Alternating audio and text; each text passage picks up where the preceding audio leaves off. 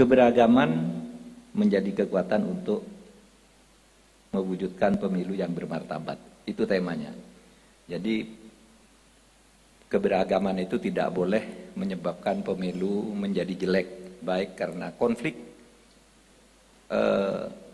elektoral, pemilihan, ketokohan, pencalonan, maupun ideologis karena keberagaman. Saudara, keberagaman itu adalah sunnatullah. Sunnatullah itu artinya sesuatu yang terjadi di alam ini tanpa bisa dihindari oleh siapapun. Kalau yang dari agama-agama tadi, semua agama itu mengajarkan bahwa manusia itu beragam dan keberagaman itu sumber kemajuan. Tetapi seringkali seperti pernah ditulis oleh Clifford Geertz gitu, bahwa terkadang keberagaman itu bisa menjadi bencana karena kebencian. Pakistan memecahkan diri dari India karena tidak mau menerima perbedaan agama. Pakistan pecah dengan Bangladesh karena Bangladesh tidak mau menerima perbedaan kedaerahan dan kulit. Berbagai tempat bangsa itu pecah karena beda bahasanya. Di Indonesia kita beragam dalam 1360 suku tetapi bersatu. 726 bahasa bersatu. Sekian banyak agama dan kepercayaan bersatu di bawah nama Indonesia. Itu ketika keberagaman itu menjadi berkah. Dan terutama untuk biasanya yang paling sensitif, keberagaman dan kepercayaan itu sering menjadi sumber konflik, supaya diingat bahwa setiap orang beragama itu percaya kepada Tuhan yang Maha Kuasa, dan kalau percaya kepada Tuhan yang Maha Kuasa pasti percaya juga yang menciptakan keberagaman itu adalah Tuhan itu sendiri. Kalau Tuhan mau, ya kita tidak beragam. Kalau yang Islam misalnya, tadi banyak yang dari pesantren, Tuhan mengatakan, walau sya'allah la amana kullukum man fil ardi jami'a. Kalau Allah mau, Tuhan kita tuh mau, di bumi ini satu aja. Tapi kata Allah, walakin liyabluwakum fima atakum. Tapi saya sendiri ini Tuhan yang menciptakan kamu berbeda. Untuk apa? Fastabiqul khairat. Untuk saling berbuat baik, bukan untuk berpecah. Dan itulah yang mengilhami Indonesia sehingga merdeka menjadi negara yang bersatu. Sehingga kemerdekaan itu disebut atas berkat rahmat Allah, atas berkat rahmat Tuhan. Maka merdeka meskipun berbeda. Dan itu salah satu atau satu-satunya yang paling besar dari kebanggaan kita sebagai bangsa. Kita bersatu di dalam keberbedaan.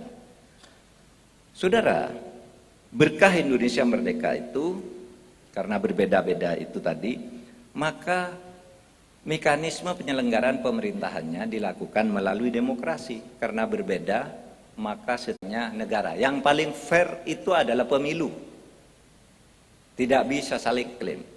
Saudara, Indonesia ini dengan ideologi yang kita bangun, yaitu ideologi Pancasila yang kita tetapkan, dan konstitusi Undang-Undang Dasar 45. Karena keberagamannya pasti ada tantangan-tantangan.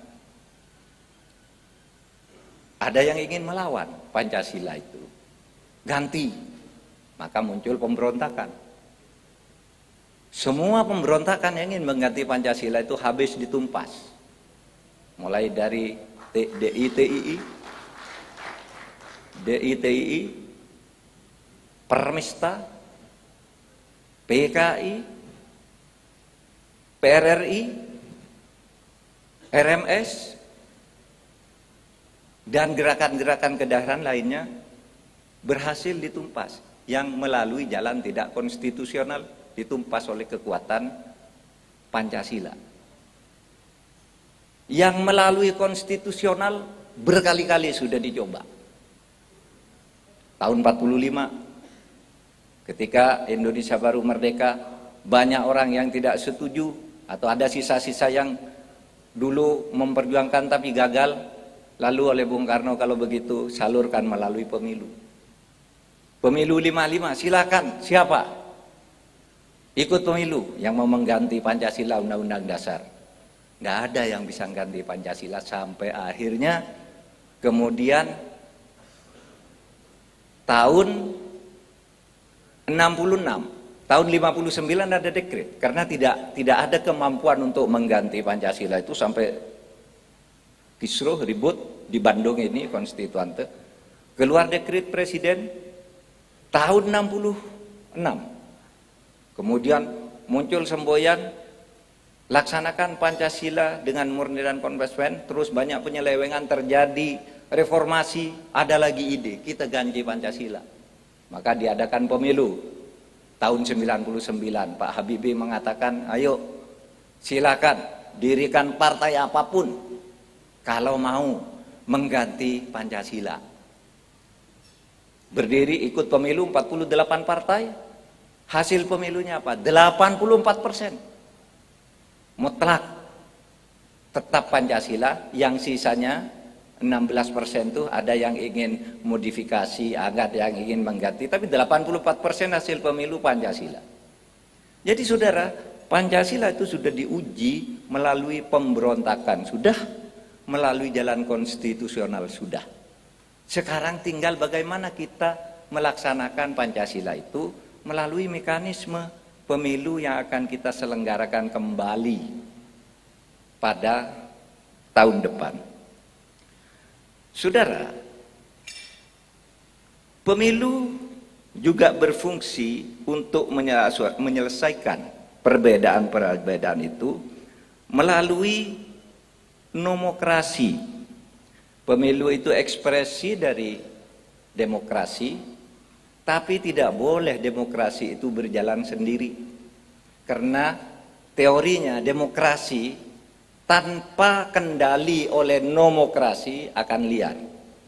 Di mana-mana kalau demokrasinya tidak diatur oleh hukum, oleh lembaga yang menyelenggarakan, aturan yang menentukan mekanismenya, pengawas dan sebagainya, bisa liar.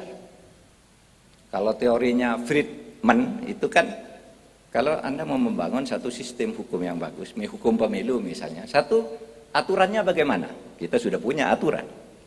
Lembaganya bagaimana? Ya, legal substance, legal structure, lembaganya itu ada KPU, ada Bawaslu, ada partai politik dan seterusnya. Ini sudah kita atur semua. Dan sekarang kita bertemu agar legal culture-nya ini, karena ada legal structure, substance, culture, structure, substance, structure, dan culture ini akan bertemu. Maka kita adakan acara-acara seperti ini agar antara aturan, proses kelembagaan dan kesadaran masyarakat dalam kultur berdemokrasi itu tumbuh, sehingga muncul partisipasi yang bagus. KPU laksanakan dengan baik. Bawaslu kalau ada curang, perbaiki. Kalau curangnya bukan hanya administratif, tapi hukum, salurkan ke Gakumdu. Kalau kecurangannya terhadap hasil dan itu sistematis, masif, bawa ke MK. Kita sudah atur semuanya. Sehingga tidak perlu ribut-ribut main kekerasan fisik, semuanya sudah ada. Kampanye silahkan, juga sudah ada aturannya. Gitu.